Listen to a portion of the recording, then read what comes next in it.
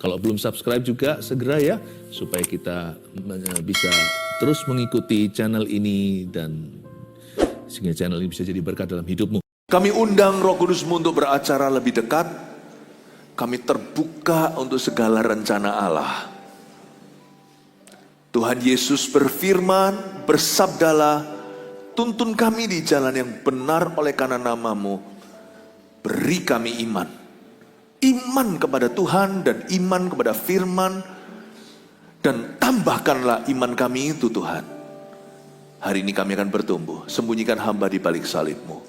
Hamba mau mengajar firman-Mu biar mudah dicerna. Berikan kemampuan dan kata-kata hikmat terutama kuasa untuk mengubah hidup orang. Terima kasih Tuhan. Dalam nama Yesus, haleluya. Amin. Puji Tuhan. Berikan tepuk tangan untuk Tuhan Yesus. Ambil Alkitab dan catatan. Kita akan belajar firman yang saya kasih judul, iman bukan hanya percaya. Yes, faith is not just or merely believing. Iman bukan hanya percaya saja. Iman lebih dari itu. Dan kalau Tuhan Yesus datang ke dunia, adakah dia menemukan iman? Dan jikalau dia menilik hidupmu hari ini, adakah dia dapatkan iman yang sejati? Atau jangan-jangan iman kita hanyalah mainan? Iman itu bukan perasaan percaya. Kita bisa merasa-rasa, aduh, misalnya kita disuruh memimpin sebuah kelompok sel, contohnya, aduh, saya nggak srek karena saya merasa kurang beriman.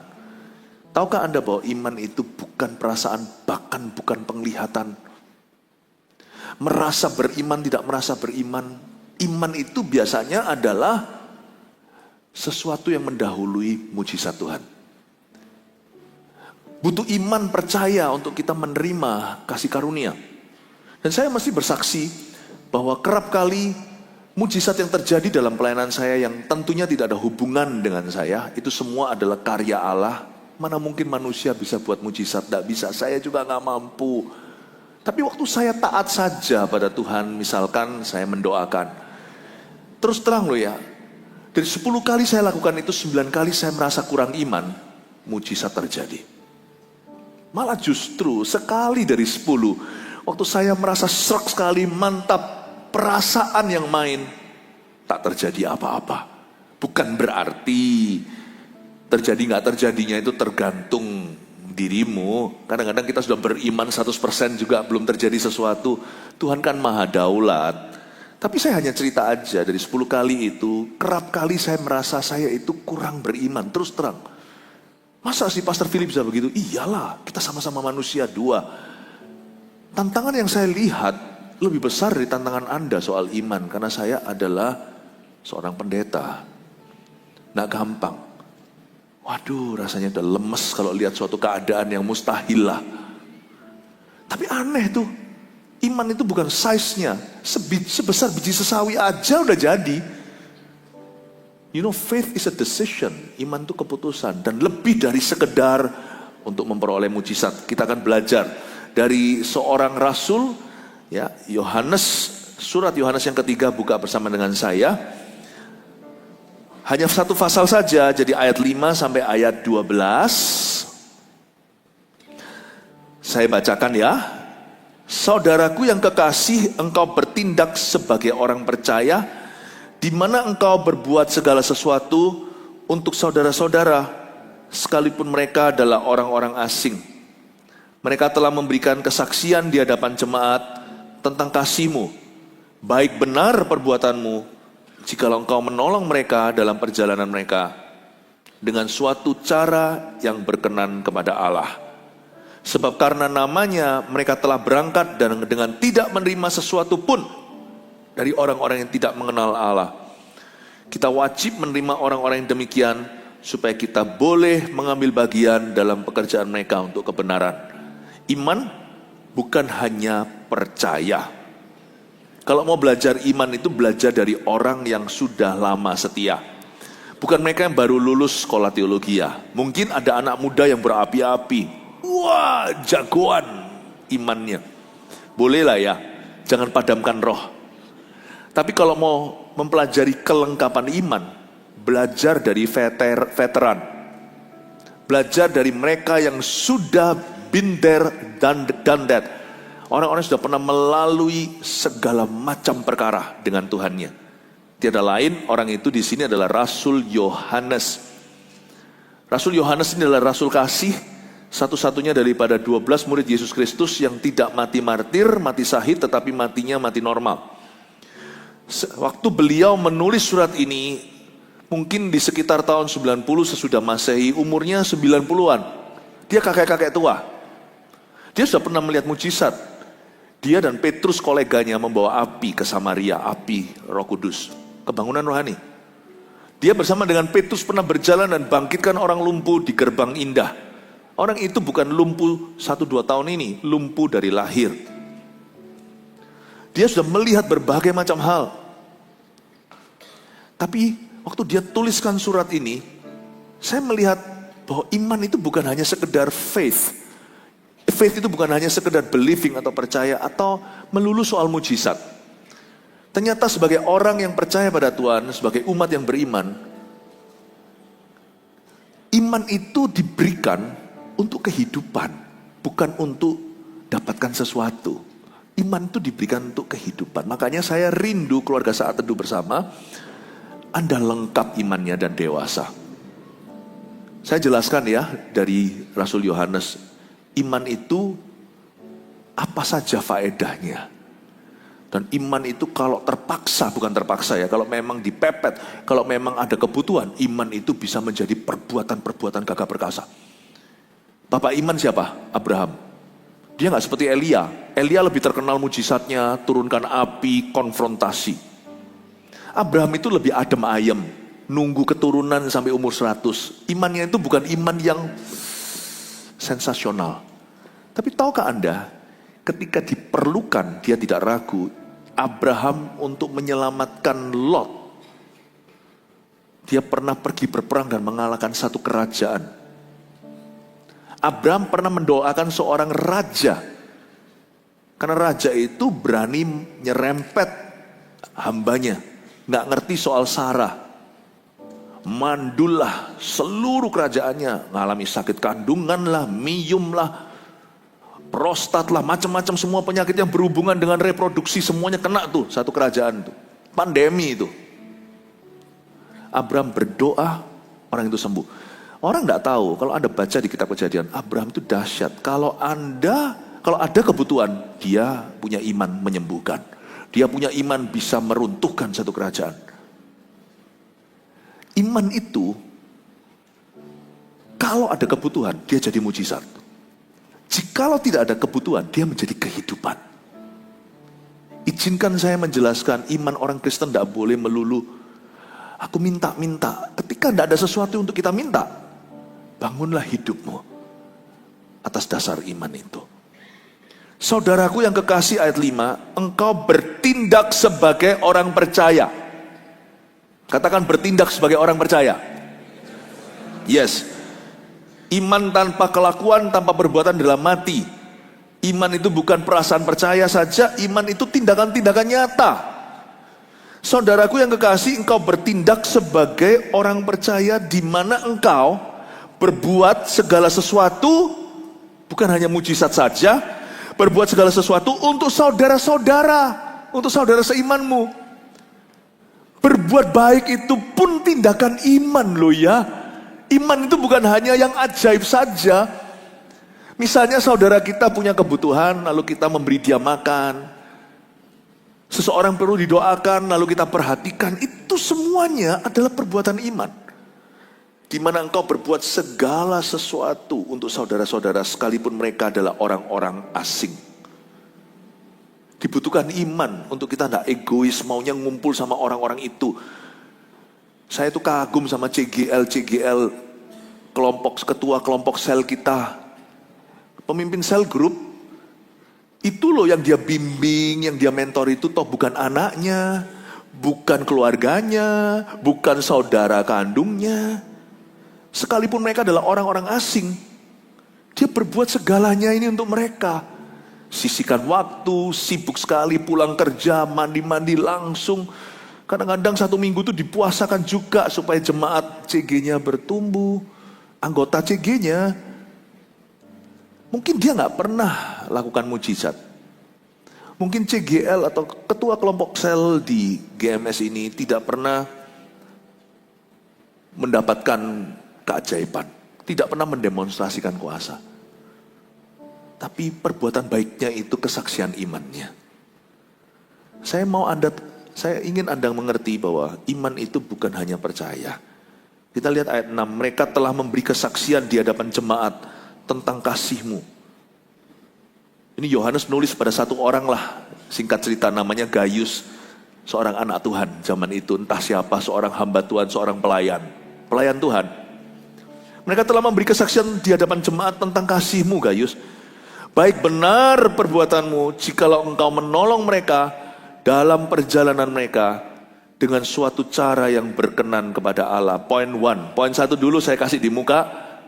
Iman mengajari kita berbuat baik dari hati yang benar. Poin 1 ya, munculkan dulu. Ternyata itu juga fungsi iman. Iman itu bukan untuk dirasa-rasa. Iman itu untuk diisi dengan perbuatan-perbuatan yang baik dan benar. Biarlah imanmu menuntunmu pada ketekunan kepada kebajikan. Saya pernah ditanya sama satu orang yang pernah pelayanan di Afrika dan melihat semua keajaiban dan mujizat. Dan pada waktu saya ketemu sama orang itu, ini bukan orang Indonesia, dia tanya sama saya, "So, Pastor Philip, berapa banyak orang mati yang sudah kamu bangkitkan?" Saya bilang, belum ketemu, belum hi, how are you, apa kabar, langsung sikat ke itu.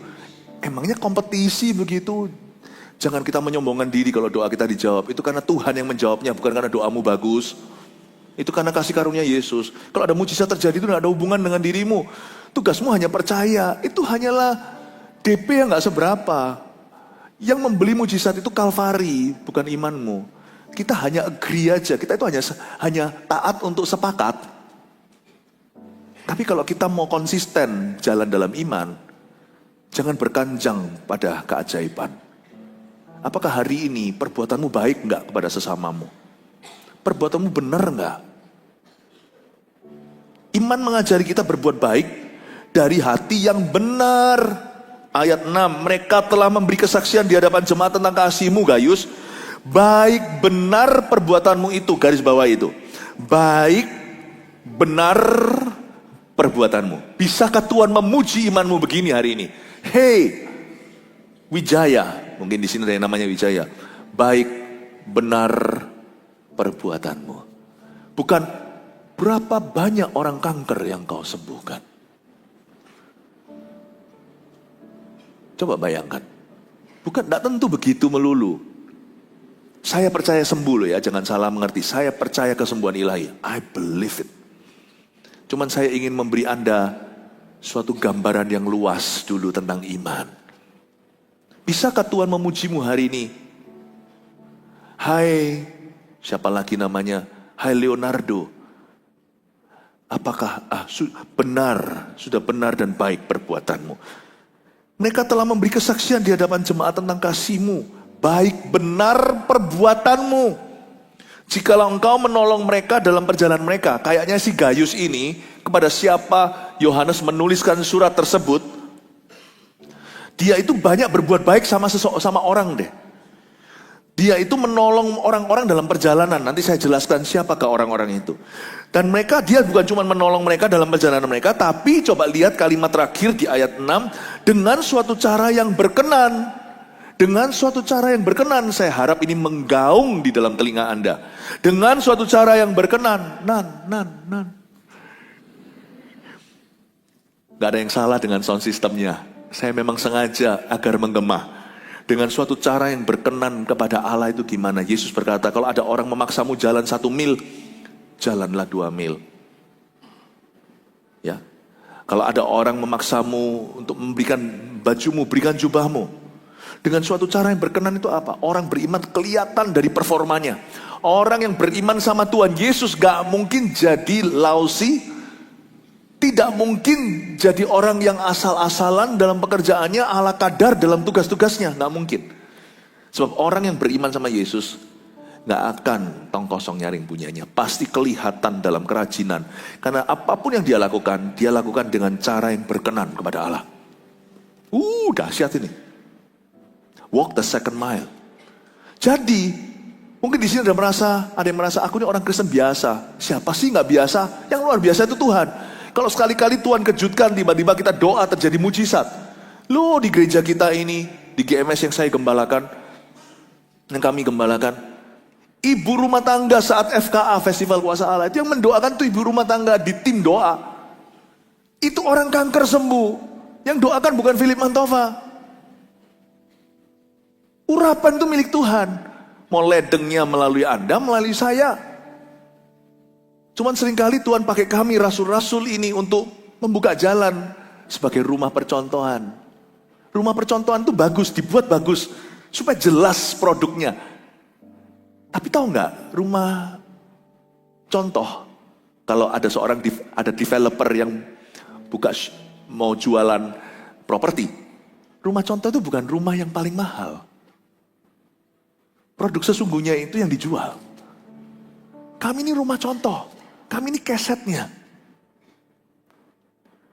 Jangan lihat, hanya dia yang bisa atau hanya mereka. No. Perhatikan ya, mungkin di sini ada orang yang merasa dirinya orang Kristen biasa, tapi kalau Anda setia dalam tanggung jawabmu, dalam pekerjaanmu Anda sungguh-sungguh, whatever you do, apapun yang Anda lakukan dengan cara yang berkenan kepada Tuhan. Maka orang akan lihat imanmu pada Tuhan Yesus. Sebab orang yang beriman akan baik dan benar perbuatannya. Dan apapun yang dia lakukan dengan suatu cara yang berkenan kepada Allah. Ingat 5 jari ini. Apapun yang Anda lakukan dalam hidup ini, pekerjaan antara pekerjaan yang Anda digaji karenanya atau sesuatu yang sifatnya sukarela karena kesadaran, whatever you do, apapun peranmu, selama itu baik dan benar, kalau itu tugas Anda, pekerjaan Anda halal, apapun yang Anda lakukan, ingatlah 5 jari ini. Whatever you do, apapun yang Anda lakukan, I do it for Him. Apapun yang Anda lakukan, aku lakukan. Katakan pada dirimu, saya lakukan ini untuk Yesus. Aku lakukan ini untuk Dia. Ringatlah jarimu. Apapun yang tanganmu dapatkan untuk lakukan untuk Tuhan. Saya khotbah juga gak asal-asalan. Kita nyanyi juga gak asal-asalan. Kita lakukan sungguh-sungguh. Janganlah kita mentang-mentang ministry lalu kita berkata, Tuhan pasti menerima apa adanya. No. Anda study, kalau gitu belajar sungguh-sungguh. Anda punya kerjaan, lakukan itu bukan demi bosmu saja, tapi demi Tuhan di atas segala Tuhan. Amin. Itu adalah iman. Iman mengajari kita berbuat baik dari hati yang benar. Next. Ayat 7. Sebab karena namanya mereka telah berangkat dengan tidak menerima sesuatu pun dari orang-orang yang tidak mengenal Allah. Aduh, siapa sih mereka ini? Coba katakan kepada kanan kirinya yang di sini. Siapa sih mereka dimaksudkan di sini? Nah, saya tunjukkan ya, iman menuntun Gaius kemana? Ini Yohanes menuliskannya dalam suratnya, begitu indah. Sebab karena namanya mereka telah berangkat dengan tidak menerima apa-apa dari orang-orang yang tidak mengenal Allah. Berarti mereka ini pasti orang-orang yang mengenal Allah. Mereka berangkat tidak terima apa-apa. Kita wajib, ayat 8, menerima orang-orang yang demikian.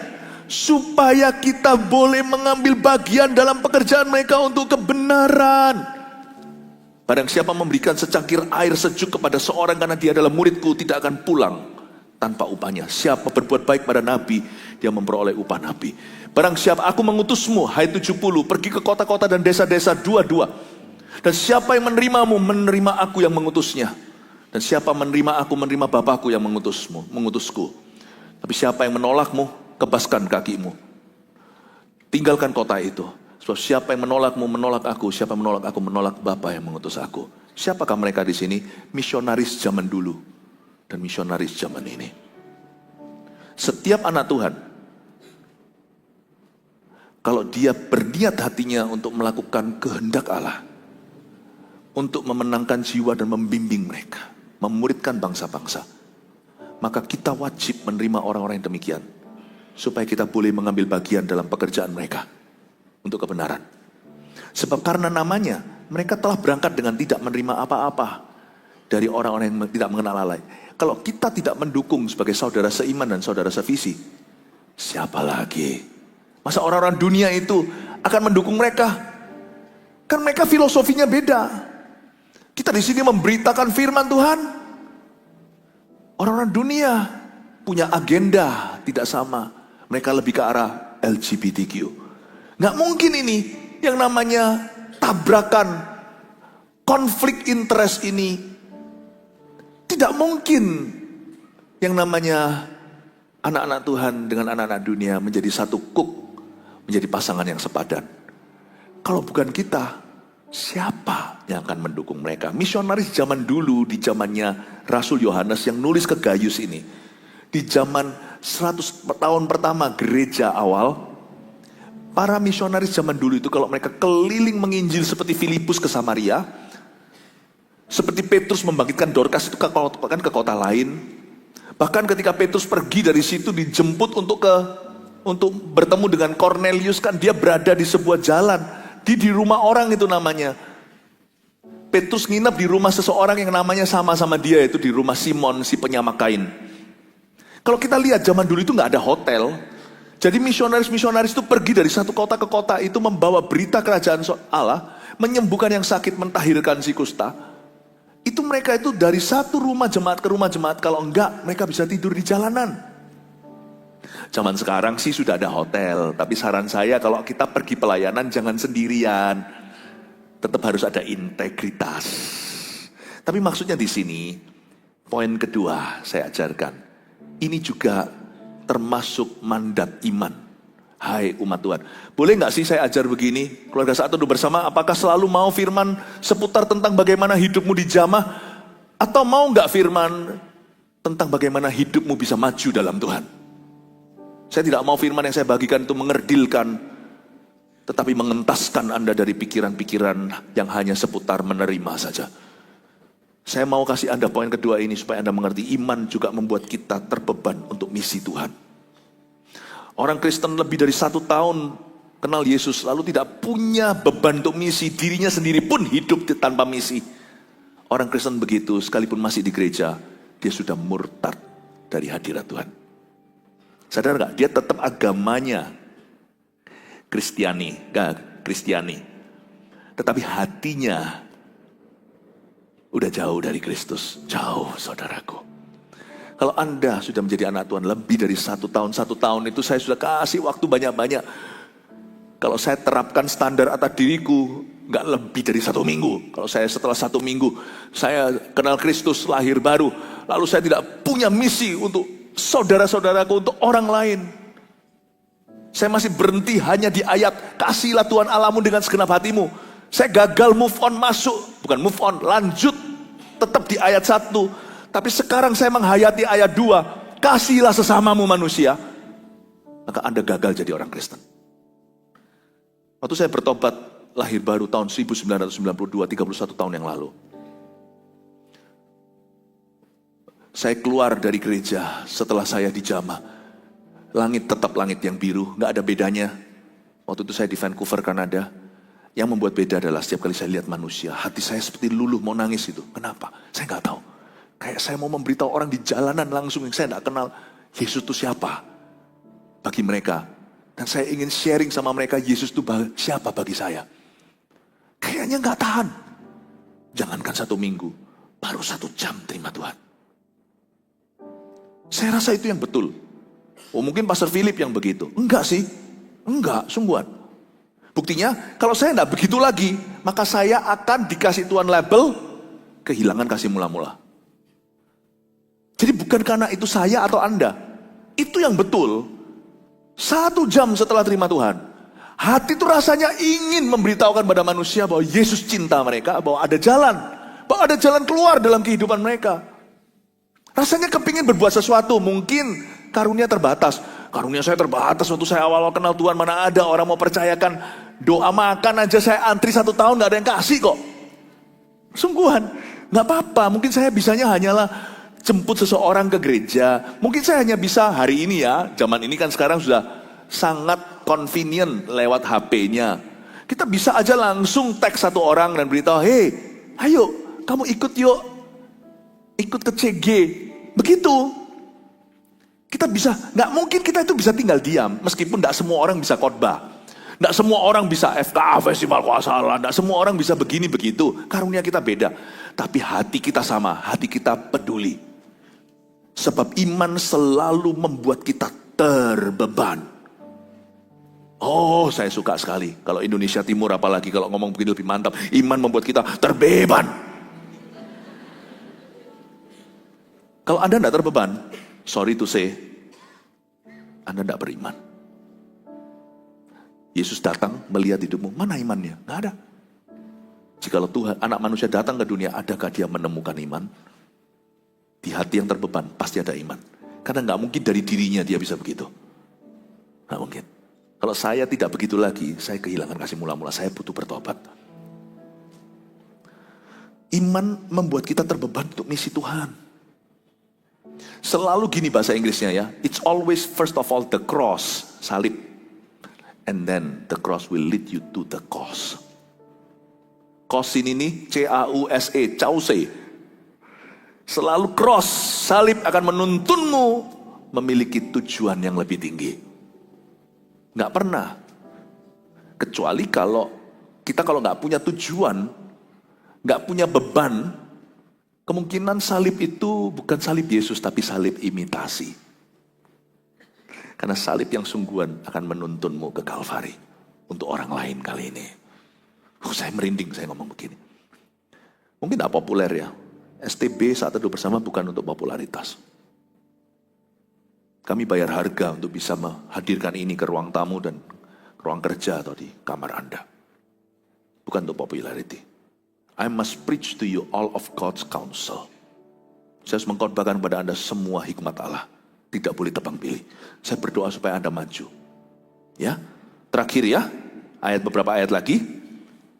Kalau zaman sekarang kita bisa mendukung dengan berbagai macam cara. Cara lain, dunia boleh modernisasi, tetapi ada satu hal yang kuno tetap harus didukung, yakni misi. Misi Yesus Kristus di bumi. Puji Tuhan, GMS Bali ini kita baru resmikan kemarin. Kemarin Tuhan bicara apa? Di antara kita masih ingat? Bahwa rumah ini disebut rumah doa bagi bangsa. Kasih tepuk tangan untuk Tuhan Yesus. Ayat 9. Aku telah menulis sedikit kepada jemaat, tetapi Diotrefes yang ingin menjadi orang terkemuka di antara mereka tidak mau mengakui kami. Wah, ini masuk satu orang yang bermasalah ini, namanya Diotrefes. Ya, karena itu apabila aku datang, aku akan meminta perhatian atas segala perbuatan yang telah dilakukannya. Sebab ia melontarkan kata-kata yang kasar terhadap kami, dan belum merasa puas dengan itu. Ia sendiri bukan saja tidak mau menerima saudara-saudara yang datang, tapi juga mencegah orang-orang yang mau menerima mereka dan mengucilkan orang-orang itu dari jemaat. Berhenti di sana, saya agak terkejut baca ini, karena ini surat Yohanes Rasul Kasih. Kok bisa ya, dia sebut namanya, seolah-olah dia mempermalukan lewat suratnya. Karena surat ini dibacakan ke seorang pemimpin. Gayus saya yakin dia seorang pemimpin. Dan sangat mudah juga orang lain tahu. Kenapa dia berkata, aku menulis kepadamu tentang seorang Kristen namanya Diotrefes. Kamu harus hati-hati sama dia. Dia melontarkan kata kasar dan sebagainya. Dan bukan hanya dia tidak mau menerima kami, tapi juga mengucilkan orang-orang yang mau menerima kami dan mencegah orang-orang itu untuk bertumbuh. Bapak, Ibu, Saudara, jemaat terkasih keluarga saat teduh, kita tidak boleh kasar sama orang. Tapi kita juga gak boleh sungkan sama yang salah. Iman itu tahu boundary-nya, dia tahu perbatasannya. Kita imanlah yang membuat seorang suami ketika digoda di tempat kerja, kecuali kalau dia main api.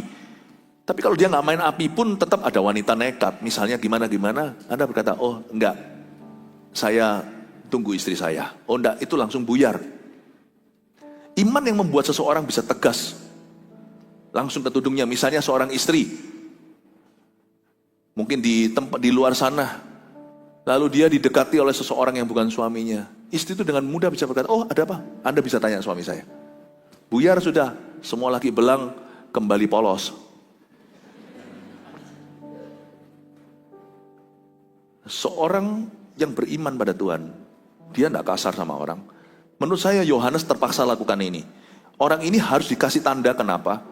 Kita tidak semerta-merta. Pernahkah Anda melihat saya dalam khotbah saya, baik di gereja atau di mana, atau pas saat teduh gini, saya tegur orang dengan kasar kalau mereka bicara? Enggak. Nah, pernah saya lakukan itu. 30 tahun saya melayani, hanya sekali waktu itu di Malaysia. Itu pun dikarenakan orang tersebut berdiri dan ajak orang-orang banyak untuk berdiri dan meninggalkan pertemuan. Dia mau pergi, itu urusannya, tapi dia ajak satu kampung sama dia yang mau mendengarkan firman. Saya tegur, saya beritahu, don't do that, jangan lakukan itu. Kalau kami aja yang bukan rasul kasih aja bisa belajar lembut sama orang-orang. Kenapa rasul kasih ini terang-terangan menegur orang dalam suratnya? Kayaknya Diotrefes agak sedikit keterlaluan. Diotrefes adalah seorang Kristen zaman itu yang memprovokasi perpecahan. Bahkan mungkin membuka pintu untuk pengajaran sesat. Kalau Anda melihat anak Anda diapa-apakan sama satu orang yang Anda tidak kenal, pedofil itu kan ada di dunia. Apakah Anda sungkan sama orang itu, atau Anda langsung akan tegur dengan keras dan lindungi anakmu dan laporkan dia kepada yang berwenang? Kita akan lakukan itu. Jikalau kita tahu sesuatu mendukakan hati Tuhan di hidup kita, jangan sungkan. Berdiri teguh. Jangan kasih kaki sama musuh. Amin. Di sini saya belajar bahwa kasih itu tidak lembek. Katakan kanan kirinya, kasih tidak lembek. Kasih itu lemah lembut. Tapi kasih itu gak lemah lunglai. Apalagi lemah gemulai. Kasih gak bentak-bentak. Tapi kasih gak sungkan sama yang salah. Belajar sesuatu di sini dari rasul kasih. Saya kira dia orang terakhir yang bisa lakukan gini. Ternyata dia berani. You know, kalau Anda tahu sesuatu itu salah, jangan diam saja. Gak perlu Anda melakukan mujizat, tapi Anda bisa tegas dengan apa yang salah, apalagi yang mendukakan hati Roh Kudus. Itu pratanda bahwa Anda orang yang sungguh-sungguh beriman kepada Tuhan. Kasih tepuk tangan untuk Tuhan. Terakhir ya, saudaraku yang kekasih, janganlah meniru yang jahat, melainkan yang baik. Ayat 11, barang siapa berbuat baik, ia berasal dari Allah. Tapi barang siapa berbuat jahat, ia tidak pernah melihat Allah. Di sini jelas sekali yang saya katakan tadi, jadilah example atau jadilah contoh dan teladan. Jangan tiru yang jahat pokoknya, tiru yang baik. Kalau nggak ada yang bisa ditiru, jadilah teladan dulu. Kalau Anda tidak bisa meniru sesuatu yang baik, nggak kelihatan di kanan kiri, maka berbuat baiklah dulu. Sebab barang siapa berbuat baik, dia berasal dari Allah. Dialah teladan terdekat. Jangan tuntut orang lain jadi teladan. Jadilah teladan, maka kita akan melihat orang lain akan mengikuti. Tentang Demetrius, ini lawan katanya Diotrefes, seorang hamba Tuhan yang lain. Semua orang memberi kesaksian yang baik, malah kebenaran sendiri memberi kesaksian yang demikian. Dan kami juga memberi kesaksian yang baik tentang dia. Dan engkau tahu bahwa kesaksian kami adalah benar. Jadi ayat 12 beda dengan orang di ayat 9. Diotrefes jahat, Demetrius adalah contoh yang baik. Ketiga, imanlah yang mendorong kita untuk mau jadi teladan. Waktu Tuhan suruh saya jadi hamba Tuhan, sekarang saya mikir aja, meskipun itu perkara 31 tahun yang lalu, saya mikir apa ya? Kalau saya mikir saja, gak beriman, gak jadi saya. Saya pasti ketakutan, mana bisa lah, mana mungkin lah. Aku gak bisa ngomong lah, ini itulah. Apalagi yang paling ngeri adalah disoroti orang. Nanti kalau saya juga gak sempurna. Untuk seseorang mau jadi pemimpin, untuk seseorang mau jadi pelayan, untuk seseorang mau jadi saksi, untuk seseorang mau jadi teladan. Itu iman. Makanya di GMS saya ajarkan, kalau tiba sudah waktumu untuk menjadi CGL, nggak ada CGL yang sempurna, nggak ada. Pengkhotbah kita pun nggak. Beriman pada Tuhan, mengangkat tangan, terimalah berkat dari Allah Bapa, Putra dan Roh Kudus. Berimanlah kepada Kristus dan jadilah dewasa. Dalam nama Yesus, haleluya, amin. And there I find you in the mystery.